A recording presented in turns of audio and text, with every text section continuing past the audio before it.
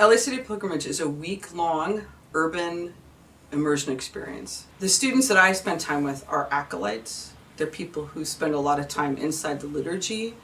They're lectors. They're familiar with the words and the stories of our sacred texts.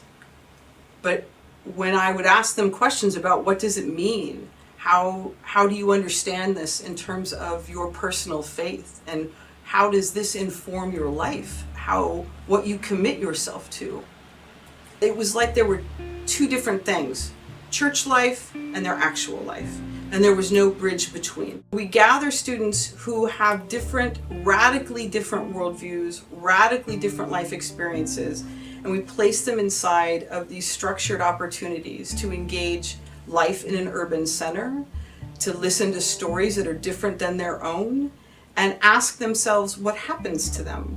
How do they experience that strangeness? We felt like, as student leadership, we needed to help find or create a way to bridge that gap between their lives in church and their lives outside of church.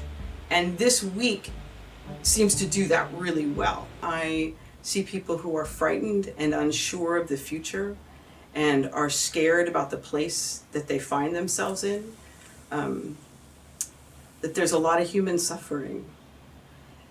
How do we as Christians participate in the human suffering we see around us that gives evidence to the resurrection power we talk about Sunday mornings?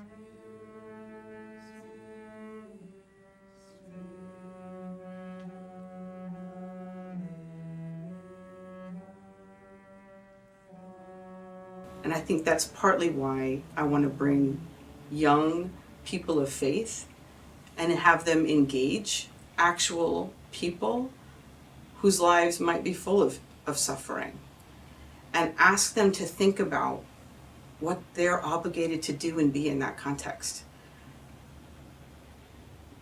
Not because it's the right thing to do, but because the world needs us to do it.